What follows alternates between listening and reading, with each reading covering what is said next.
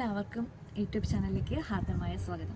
അപ്പം ഞാനിന്ന് നിങ്ങളോട് സംസാരിക്കാൻ പോകുന്നത്, നിങ്ങൾ ഈ തമ്പനയിലിൽ കണ്ടു കാണും ഞാൻ എങ്ങനെയാണ് എൻ്റെ ഡ്രീം ജോബ് മാനിഫെസ്റ്റ് ചെയ്തതെന്നുള്ള കാര്യമാണ്. അപ്പം നിങ്ങൾക്ക് ഏകദേശം എന്നെപ്പറ്റി ഒരു ധാരണയൊക്കെ ഉണ്ടാവുമല്ലോ, ഞാൻ ആരാന്നും എന്താണെന്നും ഒക്കെ. അപ്പം ഞാനൊരു സാധാരണ വീട്ടമ്മയായിരുന്നു. ഹസ്ബൻഡും 5 മക്കളുമൊക്കെ ആയിട്ട് നമ്മുടെ ജീവിതം മുന്നോട്ട് പോകണമെങ്കിൽ നമുക്ക് എക്സ്ട്രാ ആയിട്ട് നമ്മൾ ഒരു ഇൻകം നമ്മൾ കണ്ടെത്തേണ്ടിയിരിക്കുന്നു ഇപ്പോഴത്തെ ഈ ഒരു സാഹചര്യത്തിൽ.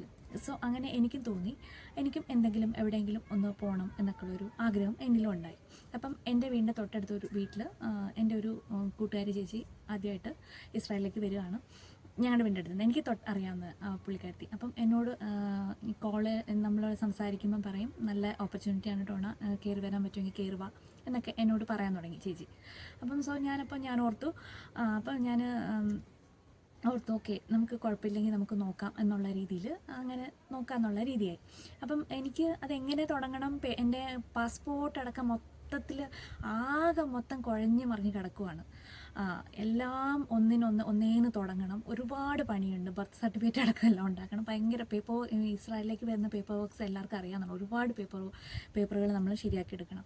അപ്പോൾ അവിടെ തൊട്ടേ എനിക്ക് തുടങ്ങണം. അപ്പോൾ ഫസ്റ്റ് തുടങ്ങുമ്പോൾ തന്നെ ഞാൻ ആകെപ്പാടെ അപ്സെറ്റായിപ്പോയി. ഇതൊന്നും നമ്മളെ കൊണ്ട് പറ്റുന്ന കാര്യമല്ല. ഒരുപാട് പേപ്പർ, നാട്ടിലാണ് കേരളത്തിൽ നിന്ന് ബർത്ത് സർട്ടിഫിക്കറ്റ് അവിടെ പോയി എടുക്കണം.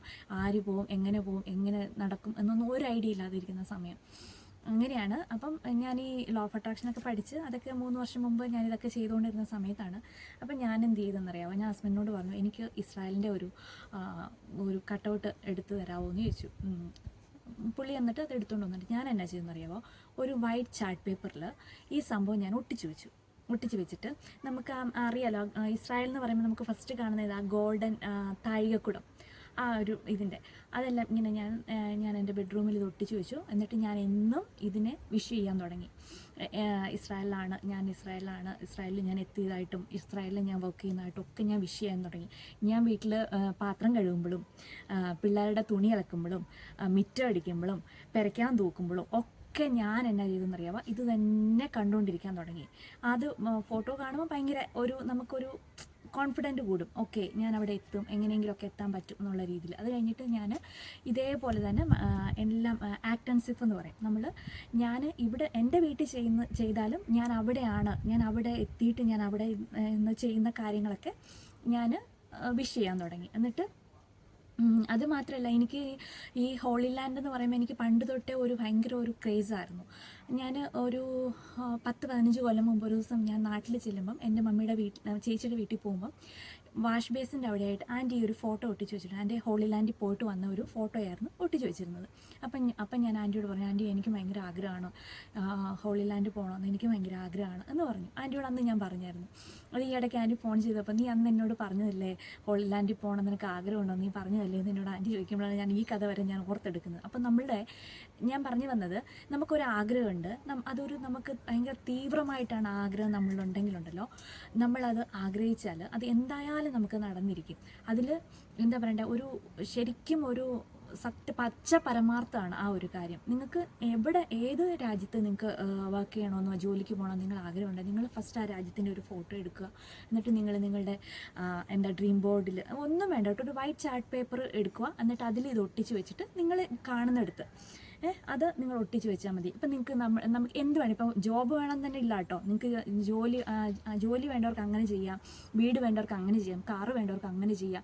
എല്ലാത്തിൻ്റെ എന്താണെന്നറിയാമോ, ഈ പിക്ചർ കാണുമ്പോൾ ഉണ്ടല്ലോ, അത് പെട്ടെന്നാണ് നമ്മുടെ സബ് കോൺഷ്യസ് മൈൻഡിൽ പതിയുന്നത്. നമ്മളൊരു പടം നോക്കുമ്പം നമ്മൾ പറയുന്നേക്കാളും കൂടുതൽ നമ്മൾ കണ്ണുകളിൽ നോക്കി അത് കണ്ടു കഴിയുമ്പോൾ നമ്മുടെ സബ് കോൺഷ്യസ് മൈൻഡിൽ അത് ആഴത്തിൽ പതിയും. അത് ഭയങ്കര ഒരു പവറാണ് അതിന്.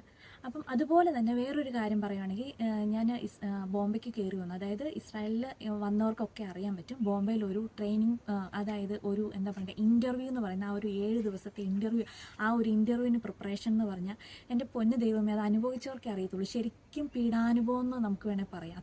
അത്ര ഭയങ്കര സ്ട്രെസ്സാണ് ആ ഒരു സമയത്തൂടെ കടന്നു പോകുന്നത്. എല്ലാവരും ഇവിടുന്ന് ഇസ്രായേലിൽ വന്ന എല്ലാവരും അനുഭവിക്കുന്ന ഒരു സംഭവമാണ് ആ ഒരു സ്ട്രെസ്സ്. ആ ഒരു 7-8 ദിവസം, അതായത് ഇൻ്റർവ്യൂവിന് പ്രിപ്പയർ ചെയ്യുന്ന ആ ഒരു സമയവും, എന്നിട്ട് നമ്മളിങ്ങനെ എന്താ പറയണ്ടേ, ഓരോരുത്തർ ഇൻ്റർവ്യൂ കഴിയുമ്പോൾ നമ്മൾ ആകാംക്ഷയോടെ നമ്മൾ ഓടിപ്പോയി അവരുടെ അടുത്ത് ചോദിക്കും, എങ്ങനെയുണ്ടായിരുന്നു, എന്തൊക്കെയാണ് ചോദിച്ചത്, ഈസി ആയിരുന്നു എന്നൊക്കെ നമ്മൾ ചോദിക്കും. ആ പ്രോസസ്സിലൂടെ കടന്നു വന്നവർക്കൊക്കെ അറിയാൻ പറ്റും, ഭയങ്കര പാടാണ് ശരിക്കും പറഞ്ഞാൽ. നമുക്ക് എൻ്റെ പൊന്നോ, എനിക്കത് ഓർക്കാൻ പോലും ചിന്തിക്കാൻ പോലും പറ്റാം, അങ്ങനത്തെ ഒരു അറ്റ്മോസ്ഫിയറാണ് ആ ഒരു സമയത്ത്. ഭയങ്കര ടെൻഷനായിരിക്കും കേട്ടോ, ഇത് ഇൻ്റർവ്യൂ ഒന്ന് കഴിഞ്ഞ് കിട്ടുന്നിടം വരെ. അപ്പം ആ സമയത്തും ഈ പറഞ്ഞ പോലെ ഞാൻ എന്നാ ചെയ്തെന്നറിയാമോ, ഞാൻ വിഷ് ചെയ്തുകൊണ്ടിരുന്നു. എനിക്കൊരു ഫേവറേറ്റ് മാം എല്ലാവരും പറഞ്ഞു കേട്ടിട്ടുണ്ട്, ആ മാം കിട്ടിയെങ്കിൽ നല്ലതാണ്, ആ മാം കിട്ടുവാണെങ്കിൽ ഒരുപാട് കൊനഷ്ടമുള്ള ചോദ്യങ്ങളൊന്നും ചോദിക്കുകയില്ല, നമ്മൾ പഠിച്ച കാര്യങ്ങളെ റിലേറ്റഡ് ആയിട്ടുള്ള കാര്യങ്ങൾ മാത്രം ചോദിക്കുകയുള്ളൂ എന്നൊക്കെ പറഞ്ഞു കേട്ടിട്ടുണ്ട്. അപ്പം ഞാൻ എന്ത് ചെയ്തെന്നറിയാമോ, ഞാൻ അത് തന്നെ വിഷ് ചെയ്തുകൊണ്ട് നടന്നു. ഞാൻ ഇൻ്റർവ്യൂവിന് പോകുന്നതായിട്ടും എംബസി പോകുന്നതായിട്ടും അവിടെ ഡോറ് തുറന്ന് പോകുമ്പോഴത്തേന് ആ മാം തന്നെ എന്നോട് ക്വസ്റ്റ്യൻസ് ഒക്കെ ചോദിക്കുന്നതായിട്ടും ഞാൻ ആൻസർ പറയുന്നതായിട്ടും അവസാനം എൻ്റെ ഹസ്ബൻഡിനെ വിളിപ്പിക്കുന്നതായിട്ടും ഹസ്ബൻഡിനോട് ചോദിക്കുന്നു. അങ്ങനെ കുറേ പ്രൊസീജിയറുണ്ട്. അപ്പം അവരുടെ പെർമിഷൻ വേണം. അപ്പോൾ അവർക്കും ഇൻ്റർവ്യൂസ് ഉണ്ട്. അപ്പം നമ്മുടെ സ്പൗസ് ആണെങ്കിൽ അവരെ വിളിപ്പിക്കും. സോ അങ്ങനെ ചോദിക്കുന്നതായിട്ടും, അത് കഴിഞ്ഞിട്ട് പിന്നെന്താണ്, എന്നിട്ട് മാം എനിക്ക് ഓൾ ദ ബെസ്റ്റ് പറയുന്നതായിട്ടൊക്കെ ഞാൻ ചുമ്മാ ഇങ്ങനെ വിഷ് ചെയ്യാൻ തുടങ്ങി. എന്ന് പറഞ്ഞാൽ ഞാനിങ്ങനെ അഫർമേഷൻസ് കൊടുത്തുകൊണ്ടിരുന്നു.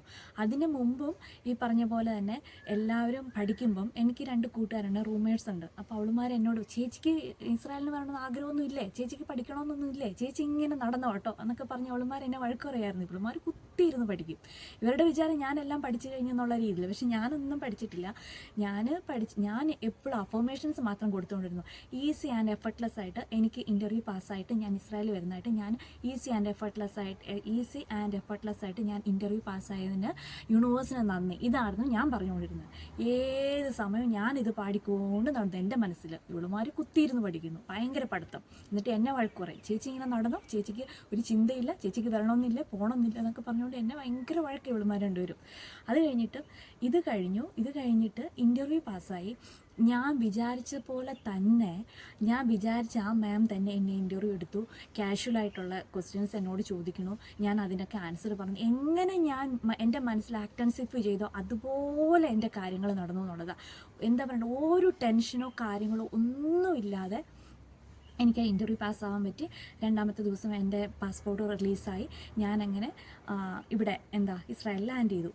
ഇവിടെ വന്നപ്പോഴും എൻ്റെ ഒരു മനസ്സിലുണ്ടായിരുന്നു, ദൈവമേ ഒരു നല്ലൊരു ഫാമിലി കിട്ടണേ, ഒരു നല്ലൊരു വീടായിരിക്കണേ, എൻ്റെ അമ്മച്ചിനെ പോലെ ഒരു അമ്മച്ചിനെ എനിക്ക് കിട്ടണേ എന്നായിരുന്നു ഞാൻ പ്രാർത്ഥിച്ചുകൊണ്ടിരുന്നത്. അതുപോലെ തന്നെ എനിക്ക് കിട്ടി. അപ്പം ഞാൻ പറയുന്നത്, നമ്മൾ എന്താണോ മനസ്സിൽ ആഗ്രഹിക്കുന്നത് അത് നമുക്ക് നടത്തിയെടുക്കാൻ പറ്റും. പക്ഷെ നമുക്ക് പൂർണ്ണ വിശ്വാസം വേണം. ഇത് നടക്കുമോ ഇല്ലയോ അങ്ങനെ ഒരു ചിന്ത നമുക്ക് പാടില്ല കേട്ടോ. ഇത് നടക്കും, നമുക്ക് നടക്കും. നമ്മളത് അങ്ങനെ തന്നെ നമ്മൾ നടന്നതായിട്ട് നമ്മൾ വിഷ് ചെയ്യണം. മനസ്സിലാവുന്നുണ്ടോ? അങ്ങനെ വിഷ് ചെയ്ത് നോക്കി നിങ്ങളുടെ എല്ലാ ആഗ്രഹങ്ങളും നിങ്ങൾക്ക് പുഷ്പം പോലെ സാധിച്ചെടുക്കാൻ പറ്റും കേട്ടോ. പക്ഷെ മനസ്സിൽ ഞാൻ പറഞ്ഞല്ലോ, ഒരു 2 ചിന്ത പാടില്ല. ഇതൊക്കെ വെറുതെയാണ്, പൊട്ടത്തെറ്റാണ് എന്ന് പറയുന്നവർ അങ്ങനെ തന്നെ പറഞ്ഞോട്ടെ, അവരെ നമ്മൾക്ക് തിരുത്താൻ പറ്റത്തില്ല. ഇതൊക്കെ എൻ്റെ ലൈഫിൽ ഞാനിതൊക്കെ എക്സ്പീരിയൻസ് ചെയ്ത കാര്യങ്ങളായതുകൊണ്ടാണ് ഇത്ര പരമാർത്ഥമായിട്ട് ഞാൻ നിങ്ങളോട് ഇത് പറയുന്നത് കേട്ടോ. അപ്പോൾ എല്ലാവരും നിങ്ങളുടെ ആഗ്രഹങ്ങളൊക്കെ ഇതേപോലെ ഒരു വൈറ്റ് പേപ്പർ എടുത്തിട്ടും വൈറ്റ് ചാർട്ടിൽ നിങ്ങളുടെ എല്ലാ ആഗ്രഹങ്ങളും എഴുതി ഒട്ടിക്കുക. എന്നിട്ട് അത് എപ്പോഴും നിങ്ങൾ കണ്ടുകൊണ്ട് നടക്കുക. മനസ്സിൽ എപ്പോഴും അതിനെക്കുറിച്ചുള്ള സ്വപ്നങ്ങൾ മാത്രം മുന്നോട്ട് കൊണ്ടുപോവുക. പെട്ടെന്ന് തന്നെ ആ കാര്യങ്ങളൊക്കെ മാനിഫെസ്റ്റ് ആവുന്നതാണ് കേട്ടോ. അപ്പോൾ എല്ലാവർക്കും നല്ലൊരു ദിവസം ആശംസിക്കുന്നു. ടാറ്റാ.